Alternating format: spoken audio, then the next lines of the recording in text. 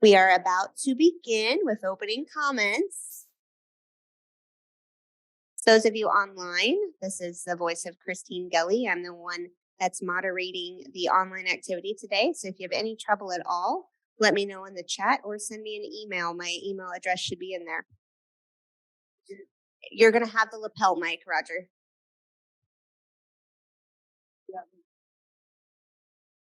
You are.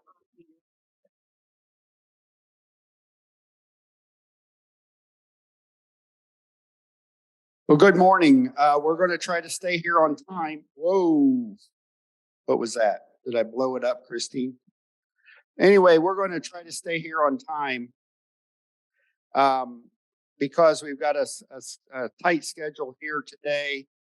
We've got some really good speakers, so I'm not going to take a lot of time here. Down. I'm speaking too far. Okay. So I'm not going to take a lot of time, but I do want to welcome you to the symposium this year, Buckeye Shepherd Symposium. The committee worked very hard to make sure that we had a very good program. I do want to introduce, if I can find my program, I had it here, Christine. Now I got to find it again. I want to take a moment to introduce our symposium planning committee. Chair was Dr. Brady Campbell, who's our OSU small ruminant specialist, served as the chair. Kathy Bilick, Christine Gelly, and Alan Johnson served as our co-chairs.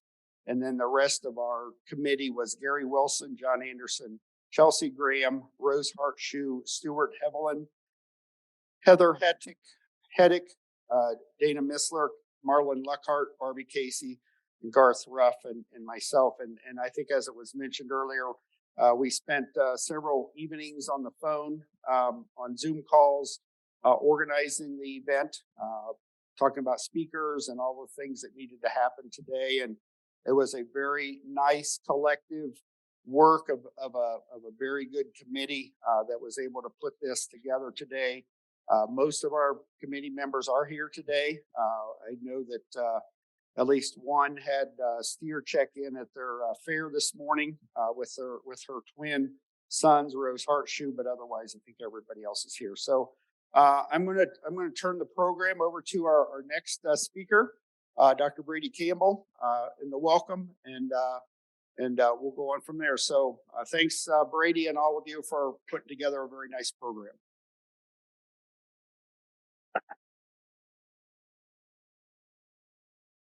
Very good. Thank you, Roger, and welcome everybody. I think today's going to be a really nice and interesting event.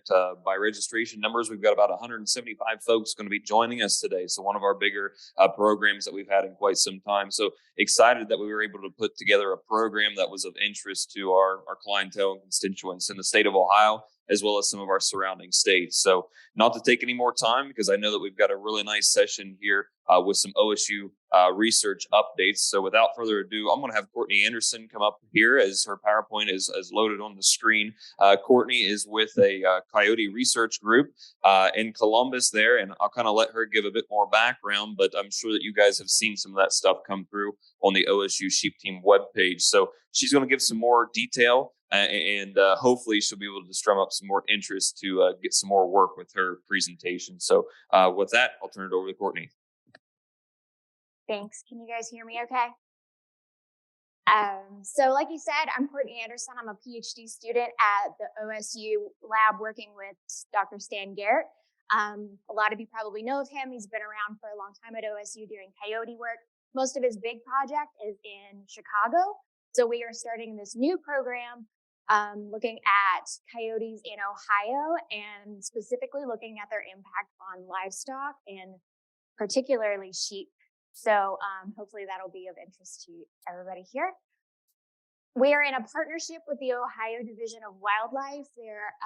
They've had enough interest from people around the state and people asking for us to look into the coyote situation that they asked Dr. Garrett if he would be willing to started this project, and we have these three main aims to see what Ohio coyotes are eating in general, how big their impact is on Ohio livestock, and how we might be able to reduce that impact. And so far, in the little over a year that we've been running, we've been focusing on this main one for now, is what Ohio coyotes are eating around the state in different areas, and what kind of data we collect from a coyote, cause and date of death, and the location. We're collecting from all over the state. These have mostly been roadkill or hunter-trapper harvest if they don't want the carcass, or they're willing to let us see samples from it. We also get regular body measurements. We can take a tooth and get aging, reproductive status, stomach contents to see what they've been eating immediately, and then we can do whisker, diet analysis. So this kind of gives us information on general life history, population growth, and then the diet of what coyotes are eating around the state.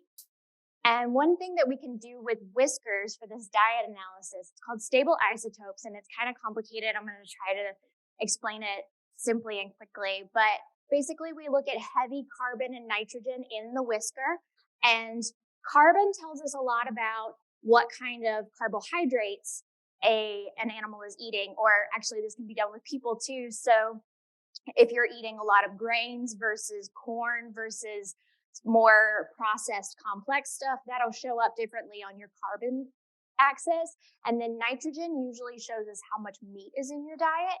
So things will show up on this. Maybe. There it goes. So like fruit will show up kind of down here. There's not a lot of meat in fruit. But then mice and squirrels are a little more omnivorous. So they kind of go up the nitrogen scale. And then human food is highly processed with a lot of corn in it. So it'll be really far on the carbon scale. And we're imagining that coyotes lie somewhere in the middle because they eat a lot of different things. And what we can do with this information is you can, since a coyote is basically made up of what it's been eating, you can do analysis on how far they're getting pulled in each direction. And that tells you how much of each of those things it's been eating. So if it were over here more, it would be eating more human food. And if it were over here, it would be eating a lot of fruit and not much other stuff.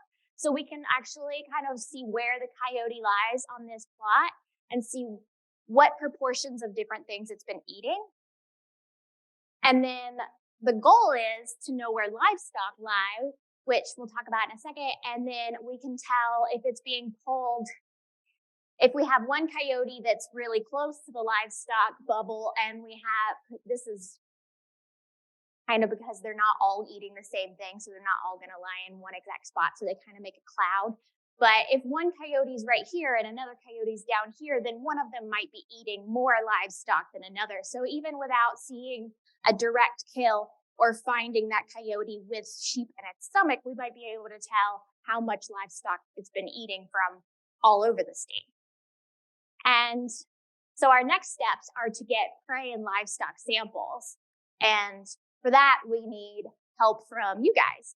And that will help us assess these next two, the impact on Ohio livestock and reducing that impact.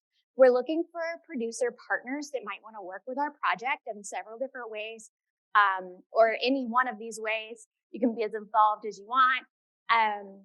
Allowing us to get a whisker sample off of your livestock will kind of help us figure out where that livestock cloud is so that we can know where coyotes are placing in relation to that bubble.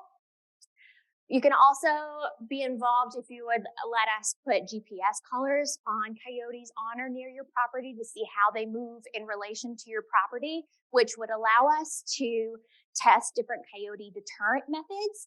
And then if we have a collar on them, we can see if that deterrent method worked, how long it would work, when it stops being effective, and whether it was effective at all.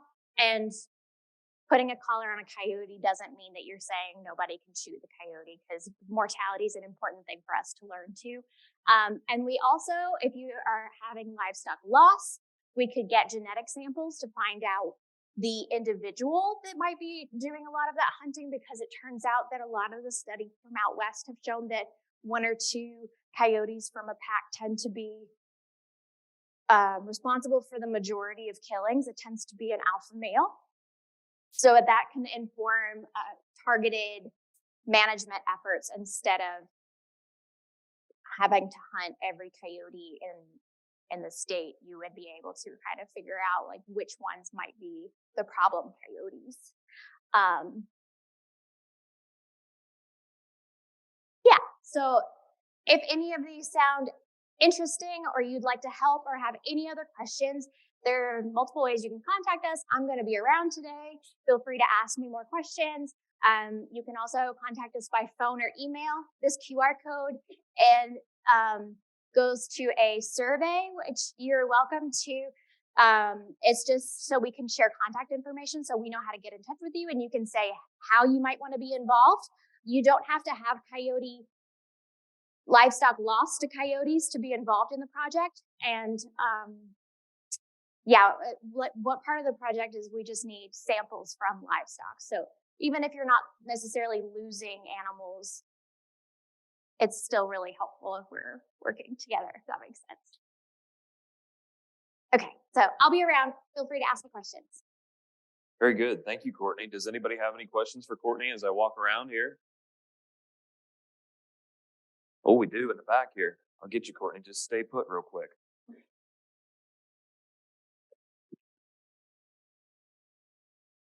In your whisker samples, how can you tell the difference between livestock and, say, squirrels, rabbits, rodents?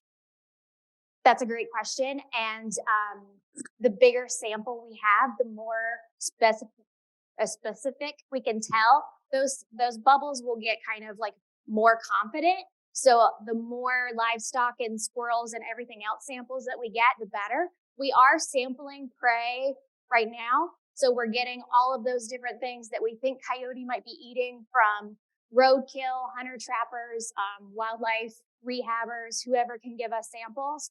And the idea is that they will separate out. Sometimes they separate out better than others, but like you said, a lot of those, they are kind of eating the same things. But one thing we found out with different animals, different organisms, we incorporate tissue in slightly different ways. So even if a sheep and a squirrel are eating the exact same thing, they're going to be a little bit different. So if we have a big enough sample, we can kind of like get really specific and minimize that variation to where we're being as confident as possible about where they are on that plot. Any other questions? Courtney, while I'm walking over here, could you just explain what kind of samples you need? Because I think a lot of people are a bit concerned that as you come in here and you start talking about coyotes, is that, my goodness, they're going to bring coyotes in, or it's we have to have a problem in order to help out with your research. And that's certainly not the case. Maybe discuss some of the stuff that you're going to be partnering with us here at our research unit and Greg and his team about what kind of samples you're looking for. Absolutely. So we're actually meeting with Greg Fogel in a couple of days, and we're just going to trim a couple of whiskers off of a sheep's face. And that's the extent of the sample that we need from livestock. It's not anything invasive. We're not taking blood or anything that's going to be like they have to be really held down. It's really non-invasive. And for the coyote, we're definitely not bringing coyotes and like releasing them on your property to see how they do. That's not the goal. But if you know that you've been hearing coyotes in the area, we might be able to set up some camera traps, see where they're moving, put a collar on it, see how they move. One of the things that they've been thinking about testing for these deterrent methods is something called flaggery. It's these like nylon flags that you hang around a fence. And it's just a visual thing that's kind of spooksome sometimes. And it's been shown to work at some places out west. But the problem out west is that they tend to have sheep in the thousands in these huge pens where going around the entire thing is not really feasible. Whereas in Ohio, we have much smaller operations where it might actually be something that would be feasible for people to do. And we could put collars on a coyote and see if they actually do stay further away from an area with that deterrent, and that seems like it's going to be effective. And if they don't, if they're showing no difference, then we can tell people this doesn't seem to actually be effective here. So don't waste your time and money on it. So our goal is definitely to be as helpful to producers as possible. We're trying to minimize the impact of coyotes on livestock. That's the goal. We are not saying that you can't have hunting on your property because, again, mortality of these animals is a big part of their life history, and it's good for us to know. So hopefully there's no reason why working with us would be a detrimental thing to you. That's our goal. One more quick question before we have to go to our next section, okay? Okay, so I guess from the coyote side of things, why have you decided to use whiskers as your sample site as opposed to other hairs on the body? And then when you're looking at livestock, again, why are you choosing whiskers as opposed to perhaps a muscle biopsy or upon slaughter looking at some of the tissue insides? Because that's what they would ideally go after first. That's a great question. So for the first part, why whiskers? It's kind of just a convenience thing because hair doesn't have to be frozen or stored in any specific way to preserve it. So we can put a whisker in a little coin envelope and keep it in the lab until we're ready to send a bunch of them off to get analyzed. And for our partners, for people who want to work with us, if you're hunting, trapping coyotes and you don't want to keep it, if you just take a couple whiskers and put it in like a Ziploc baggie or something, you can mail it to us or we'll try to schedule a pickup. And it's easy for everybody to kind of get those whiskers around without having to worry about, because if it were muscle or blood, we'd have to freeze it and make sure it doesn't degrade. But the tissues of the animal theoretically incorporate the same amount of isotope in different tissues. It just depends on what window of time you're looking at. So your blood is going to be what you've eaten in the past week or so, your muscle the past couple months, your bones the past several years, and hair is kind of a happy medium where it's about a year. A whisker lasts for about a year. They've actually done tests on how long a whisker stays on them. Whereas a guard hair is continuously falling off and being regrown, like our hair is continuously being regrown. The whisker kind of grows out and hangs out for a while. And we also are able to section the whisker to where we cut it into little bits and keep track of which one was further on the end and which one was closer to the face. And we can kind of get a time series on what they were eating most recently, what they were eating a little bit further out, and get how variable the diet is over time, and also maybe if there's a seasonal trend to what they're eating. Good. Thank you, Courtney. Let's give her a nice round of applause for a nice update. Please be sure to hit Courtney up as we were going throughout the day, and she'll be happy to address any further questions. So with that, to keep with our time schedule, we're going to turn it over to Mr. Ben Duran. We've heard him before here at the Symposium, a really good speaker. He works with the Reproductive Physiology Group down in Columbus, and I'm going to turn it over to him to give a bit more detail. He's the one that keeps all of our farm crews very busy. Thanks, Ben.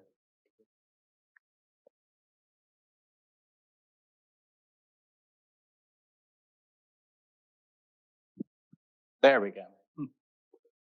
Hi, everyone.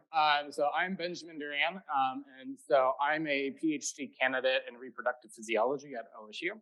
And so today I'm going to talk to you about the effect of PG600 on fertility during the non-breeding season.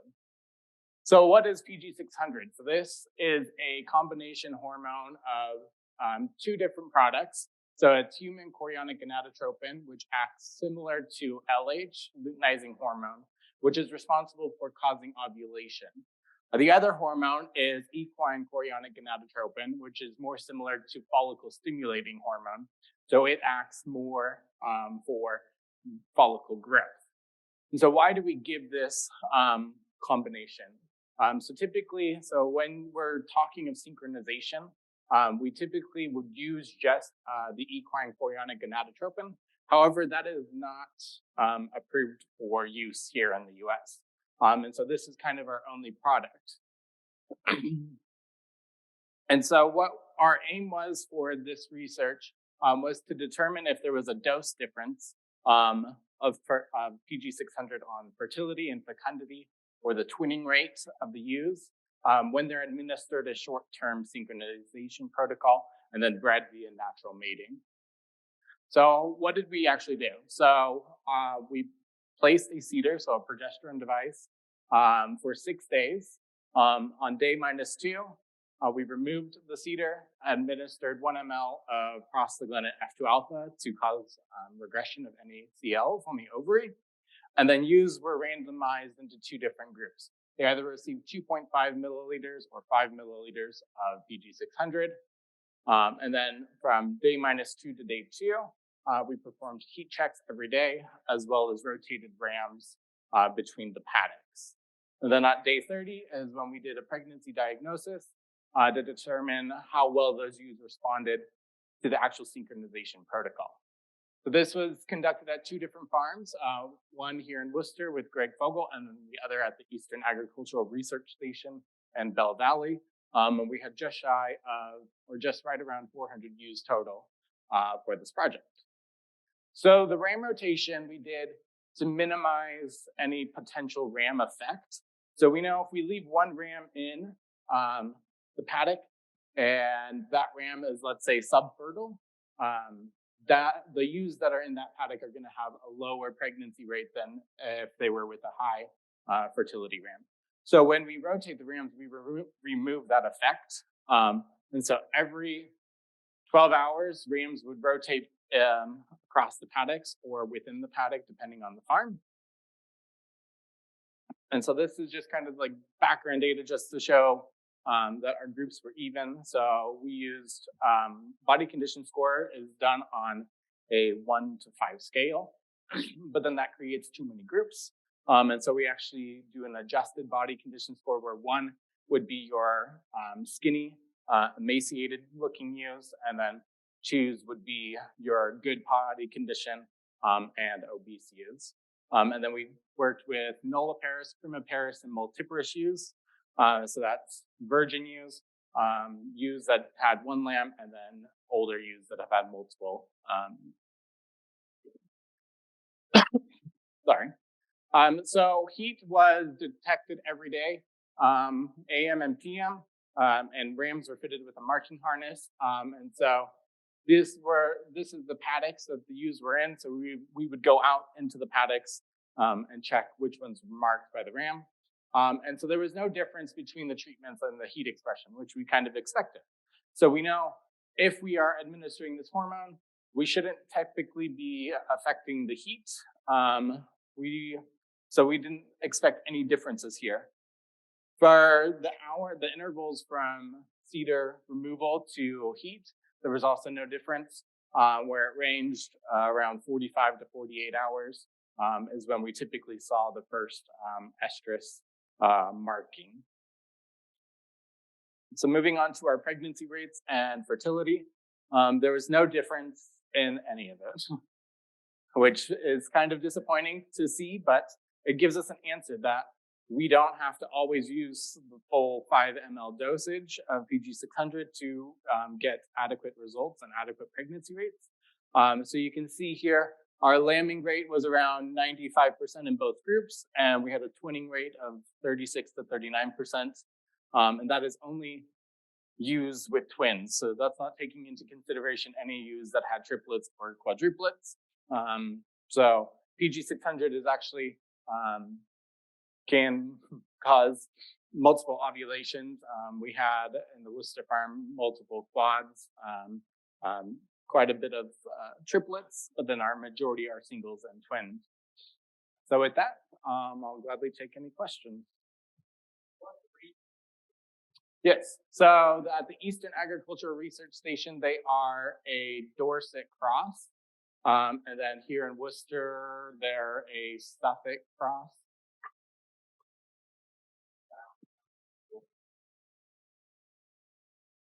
No, so there was more ewes at the Eastern Station, almost double, a little more than double. But there was adequate representation of each ewe or each breed type within each treatment.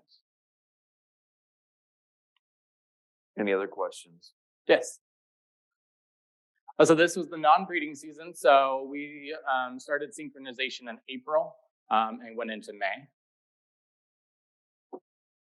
Yes. So we use a short protocol. There's research out of Uruguay that we base a lot of our synchronization protocols on. And it shows that if we use a short protocol, so 6 days, and then combine that with PG600 or ECG, we actually have a higher chance of getting the follicular waves to grow properly and then have a good ovulation rate off of that. Yes.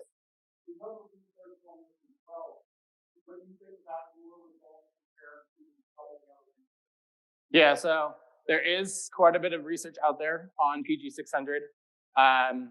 It's been a while since I've looked at it because my main focus is actually in cattle, and then I dabble in sheep because I love sheep.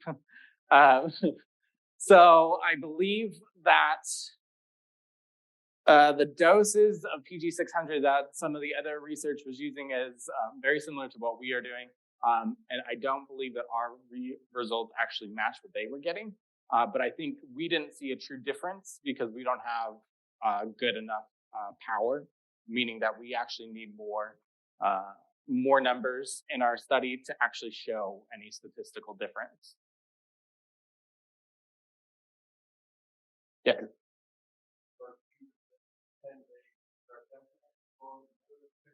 No, there's not. So the length of estrus for the sheep is around 14, 15, 16 days. And so you kind of just want to match the luteal phase. So the shortest you can go probably should only be 4, 5, 6 days, because before that, the structure on the ovary, the corpus luteum, doesn't acquire receptors for prostaglandin F2 alpha. And so if you go short, then you're going to actually cause it to where you have a premature CL and you're not actually going to have good regression of that. Going longer is fine because we know follicles grow really well under high progesterone. And so we kind of want to have an adequate level of progesterone. So going 10 days is perfectly fine. You're not going to see any differences. Yes. Any data on goats?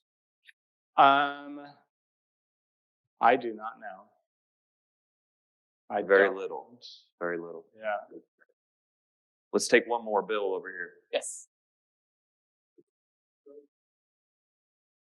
Let me go back to it real quick. 85%.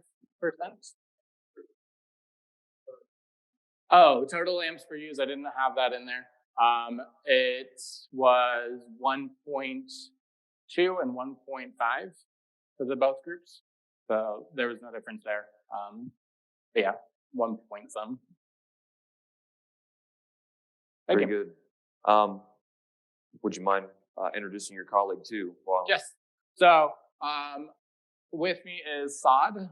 He's another PhD student who is actually going to be taking over all of the sheep research. And so he'll be around. Feel free to come up and talk to us. And we'll be around for a majority of the day. Very good. Let's give Ben a nice round Thank of you. applause. Thank you, Ben. Always enjoy some of the work that he and his group are doing. I do want to follow up with your information, Ben. Tim Barnes brought it up. Myself, Tim Barnes, and Ben's advisor, Alvaro Garcia Guerrera. We've teamed up together and we put together a nice fact sheet talking about reusing cedars, if you can reuse cedars in small ruminants. And all it is just a summary of the literature. So I encourage you to jump online and take a look at that. You can find it on Ohio Line, but I've also got it posted on the OSU Sheep Team webpage. So we thought it would be really interesting to have Ben come here and talk a little bit about their work because it certainly relates with the topic that we've got at hand today.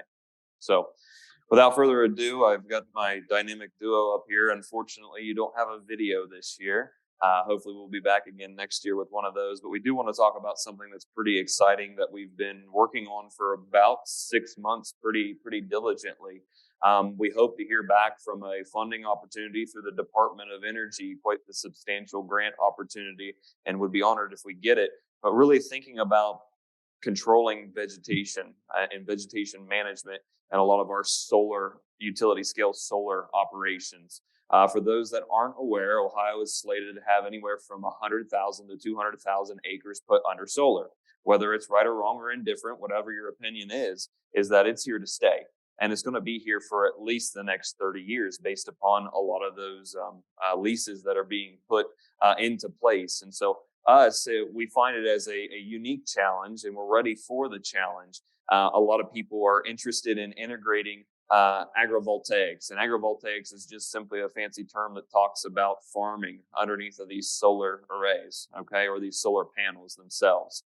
And what we're really interested in is taking a look at a series of ways to manage that vegetation. And so the two big ones we want to talk about today are complementary grazing, because of course at that scale and that level, there aren't enough sheep in Ohio or even in the United States. And in order to get all of that completely mowed down the way we need to and grazed efficiently and effectively for just what's going on here in our own home state. So there's going to have to be other alternatives that are going to subsidize or co-benefit from this as well. So we're going to be talking about complementary grazing, as well as this idea of solar haying, okay? Making hay within these solar systems. And there may be some people I can see already that are shocked. How in the world are you going to do that? But trust me, we've got some really neat data that's associated with that. So some background of this project. It's not advancing the slides. Well, a background of this project, we've actually been working on a solar forage idea for about 5 years conceptually. It took about 3 years to find a partner that would actually go in on a project with us. And so that is the data that we're actually going to share with you today, is preliminary data from our small scale study. So in these discussions that we've had amongst ourselves within the university, but also with the general public in the position of extension, we get questions from everyone in all angles. So we get developers calling us saying, I heard you could graze sheep on these sites. How do I do it? Who do I call? How many sheep do I put per acre? And the fact is, we don't actually know that. You all know that from your farm to your farm, stocking density may differ because you grow different forages. You have different types of sheep. So for us to just say out of the blue on a site we've never seen with sheep that don't exist yet, we can't say, oh, it's 6 sheep per acre. And then they just go buy that many sheep. It's not Walmart. You don't just go in and buy a bulk quantity of sheep and put them out on a solar site. So we have these complex challenges and complex conversations through all of these points that you see on the screen. There are a lot of potential vegetative covers that can be used in solar, including specialty crops. But the thing with specialty crops is they take a lot of manual labor by people. And the more people we have interacting with each other in the solar array can increase our risk for having issues. So we want to minimize the number of people that have access to the site. And also specialty crops can be very cost prohibitive. We have a lot of sites that are currently going in as turf grass. And I'd say turf grass is better than no ground cover. But why would we bother to mow grass and not use it? If we're going to mow it, we might as well use it for something. And then pollinators. Pollinator plantings, of course, get a lot of attention because we want to be kind to our pollinators. But one of the challenges we have with growing pollinator plots in an area that's primarily been agronomic crops is weed pressure. The pressure of noxious weeds is pretty difficult to control in pollinator plantings. And so we think that incorporating some pollinator plants is a good idea, but perhaps not the whole 1,500 acre site at the same time. So we really think that incorporating forage crops, hay crops, pasture crops can hit all of those points that we're looking for: ground cover, usable forage that can be a feed, and also providing pollinator value. Because one of the most frequented plants that a honeybee visits is alfalfa. They also love white clover. They also love red clover. And those are things that we can grow that our animals can also eat. So we think overall it's a really beneficial system for everyone involved. We're not here to say that this isn't novel information. We know how to make hay, we know how to graze sheep, but in order to make this usable and feasible for the industry, these solutions need to be scalable. And that's really what our research intends to do as we move forward. I keep hitting the wrong button, Jacob. I apologize. So we've got a nice partnership put together, and this is something that Christine and one of our other colleagues, Eric Romick, who is our field specialist for energy production, put together. We're working with a team at Savion Energy, and the constituent that kind of helps us link to between the two is between the rows, and that exactly describes what we're wanting to do. We want to farm between the rows of these solar panels that we've got in place. And then you can also see the Renana Pigtail Farms, which is another entity that's been helping us with some of this preliminary data. We simply just want to put up this picture here, and I know I apologize, it might be a little bit on the smaller side, but you can see that the darker colors, if we can go back to that, Jacob, sorry. I'll let you run that. You can see that the darker portions are just our module array, which is our racking and our solar panels, and you can kind of see how we are farming in between. We did some preliminary data based on cool season hay mixes. We've used alfalfa, and we tried a teff grass and a crimson clover that didn't do really well during that time period. But the reason I wanted to put this up here was a nice visual for you. And then we also took a look at different seeding rates, right? We're working in a different environment, one that has a bit more shade and perhaps a bit more water content as compared to out in an open field. So can we get our producers to save money by using less seed at the end of the day? Or on the flip side, because they're in those unique situations, are those plants challenged, and therefore do we need to have a higher seeding rate or a greater population in order for it to have a nice establishment for it? When I first started talking about this project with some of my colleagues, I had somebody tell me that's the stupidest idea I've ever heard.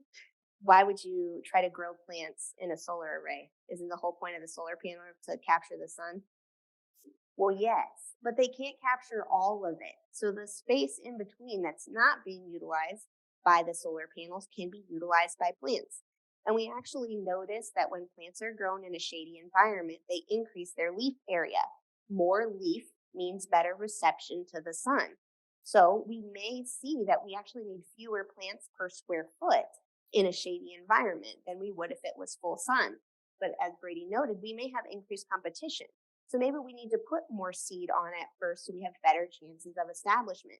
Or maybe we don't see either of those things and we can keep our current recommendations the same moving forward. And we can hand somebody a fact sheet and say, go plant at this rate and be confident that it works. But we don't know until we try it. So we started our establishment period in 2021. We seeded the plots on May 14th. And at that time, we planted our alfalfa, our cool season hay mix, which contains a variety of cool season grasses that you're all familiar with, and then also some white and red clover. And then we also planted our teff grass as our first round of cover crops. The whole point of having the cover crops in there is to help buy time. So much of the development phase is weather dependent, and so we're never sure quite when construction is going to end and when we'll be able to get in and access the site. So if we need to buy time to the appropriate seeding window, we can use a cover crop in the meantime, stabilize the soil, and also have a harvestable crop. So we put our teff grass in. We followed that with crimson clover. Neither of them were particularly successful, but we did get usable data from our alfalfa in our cool season hay mix. What you'll see in this first chart is the data from the 3 cuttings we've taken so far from that system. We took 1 cutting in the establishment year, and that occurred in September. Wanted to make sure that we didn't damage the plants by harvesting too early. So the information in this chart is showing you yield from that cutting. And so if you're familiar with average yields of alfalfa, typically you're going to see yield per year at around 6 tons per acre. So what we're seeing here is in first cutting, we're coming in somewhere about 1.5, close to 2. And then in second cutting, we're really around 2. So if we add those together in a 2-cut system, we've gotten about 4 tons. So we're on track with where we want to be. Usually we're going to harvest alfalfa 3 or 4 times a year. And so that's one of the parameters we're looking at is yield on target for the normal trend. And also in this chart, this is including all of the samples collected that year, including the different seeding rates and the difference between sun and shade. So also you can notice there's not huge differences between these data points. They're actually pretty condensed and close to each other, which is encouraging because it's telling us there's less variability than we may expect. When we move to our full-scale study, we'll be able to statistically analyze that and say whether it's actually true or false. At this point, it's just observational. When we look here at this chart, what we're seeing is crude protein, and then we're seeing total digestible nutrients. And again, there's very little spread between these data points. and they're looking very good. When you compare this to what we would look at as a benchmark for TDN for sheep, goats, cattle, even dairy cattle, these look excellent. So we're very encouraged by the growth and the quality that we're seeing growing between these panels. We've got the same data, Jacob, for our cool season forages, but I think Christine, for time's sake, will kind of buzz by those. So if you can go 2 or 3 slides beyond, Jacob, for us. Same story for cool season. Good parameters in terms of yield, what we would expect for the time of year and the cutting that we're working with, as well as crude protein parameters look extremely good, especially for a grass-based type of system. And then if we go one more, Jacob, very similar type of story when we look at TDN. You'll note that when we compare it to our alfalfa, our TDN values are slightly lower than alfalfa, but that's to be expected regardless of the type of system that we're in.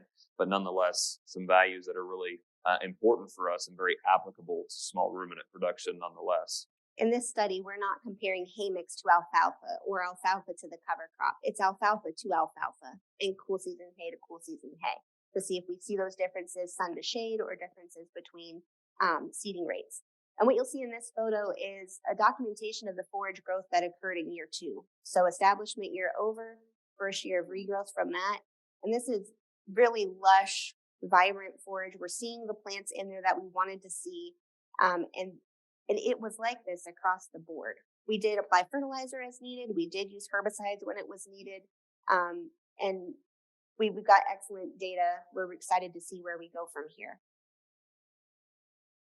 So at the end of the day, can we do or produce this concept of hay-ready solar?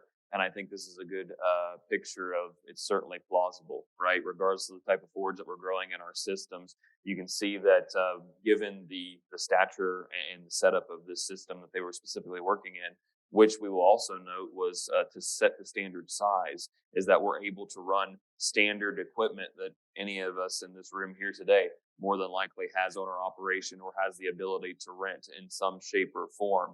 But as our solar developers, and rightfully so, want to maximize the amount of energy that's being produced on a per unit of land due to the low power generation that these panels provide, we may be forced and challenged to have to investigate some smaller or alternative options. Part of this grant as well is we're taking a look at autonomy as well with some of our folks in the College of Engineering and CFA or in CFAES. And so really thinking about how can we speed the efficiency of our operations? How can we improve end of road turn radius? And how can we manage some of these obstacles that are found within a solar array in general? And then we'll conclude with our last slide here is that thinking about that concept of complementary grazing. So as you can see here, there's obviously areas in which our harvest equipment can't get to, but we're going to be trying to shoot to harvest this forage at a high or optimal quality. And as you can see, there's still going to be something left over for those animals. We've all made dry hay before. There's going to be stuff that's left behind, even if you're making wet wrap as well. So those sheep, we're going to be able to go through there, get some of that high quality stuff that's laid behind, as well as graze some of that down. Because when we look at an overall operation budget of a utility scale solar operation, their greatest expense is vegetation management. Okay. So I think as we move forward, there's a great opportunity for us as producers to be able to take advantage of this, whether we're contract grazers or if we're individuals that raise and develop breeds of sheep or a series or set of sheep that are hay or solar ready to be able to put in these types of operations. Yeah. So with that, we've got our last slide, which is our contact information. I'm sure you know how to get a hold of us, but if Christine doesn't have anything else to add to, we'll take some questions. Just one more thing to add is we know that not every site is engineered right now to accommodate this. It's something that has to be done in the planning phases with the consideration we're going to move machinery or move animals within the system. So what impediments may exist that need to be re-engineered? We know that that exists and is a challenge to accommodate as well.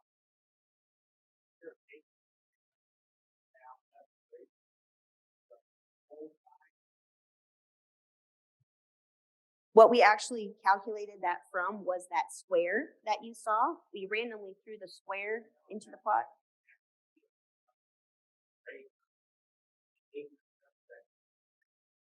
Between the rows in which they could harvest with their harvesting equipment. Yes. Correct. Yes, so that's not including the area lost to the panels. It would be acres in forage.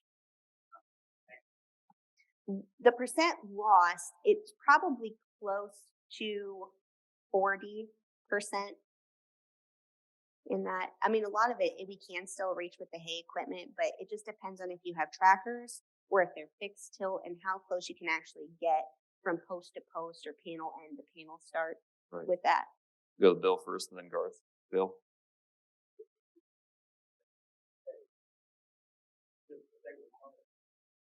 They don't reveal that information, but yes, it can be variable.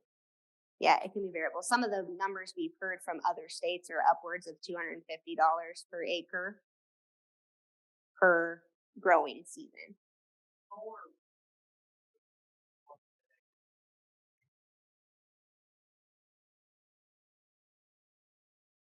It's based upon location as well. You're exactly right. Garth?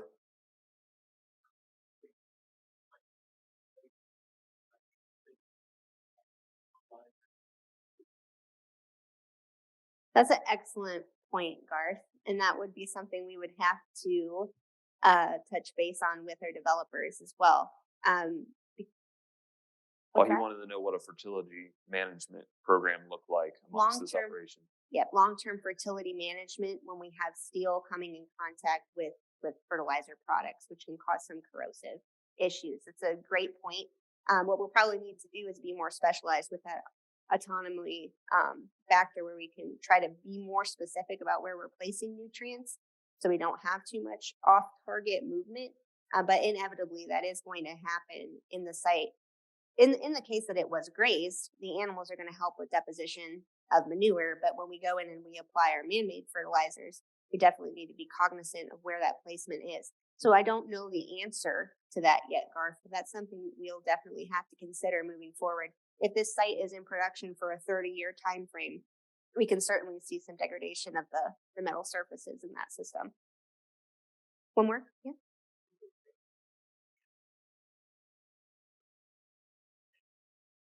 Great question. On this site, from panel tip to panel tip is 17 feet, but the actual workable area is about 23 to 25 feet. And that was what this company was using for current install. But it can get much smaller than that. It could probably be as low as 13 feet from panel tip to panel tip, and that is quite tight.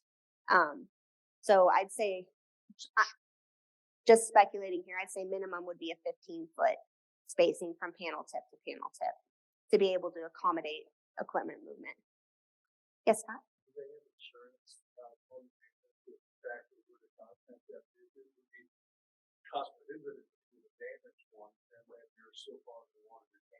Yes, the question has to do with insurance coverage. Does the developer or does the person who owns the panels have coverage if a panel is damaged, or is that the person running the equipment's responsibility? That's something that has to be worked out in the maintenance contract at the very beginning. I would assume both parties need to be adequately insured if that were to happen, and that would need to be negotiated at initial maintenance contract signing time. We're going to take one more question. I saw Jim waving his hand. What's the liability for the farm where panel break, it's on the landowner, clean it up and stuff like that. And the one what's the liability? I have not seen We've a not. contract for Ohio yet, Yeah, we've not. so I don't know what it That is a says. good question, though. And I haven't seen those New York contracts either. But we were putting together at the farm office, a team together at the farm office to kind of address some of these questions with Peggy Hull and others. Yes, we are. So very some of that leasing information hasn't really been revealed to us on the extension side yet, but I'm sure as things continue to develop, we'll be seeing them come across our desks too. And a lot of those things that have to do with the lease or the contract are things that need to be discussed with an agricultural attorney. Don't sign any type of a contract without having an ag attorney take a look at it. There can be loophole language in there that you may have the ability to clarify before signing. With that, With how that, much I time think do we're we going to have have for to break? roll into the next session here, and we've kind of ran over into the break, but I think we had some good discussion. So we're going to dismiss you guys for about 5 to 7 minutes. This break is being sponsored by the Urban Shepherds Group, so we thank them for their donation and allowing us to have this session. Let's reconvene. Let's see. at 5 after, and we're going to roll into our session with Dr. Eric Gordon. So for our virtual audience, 10:05, we will resume with the next presentation. Thank you.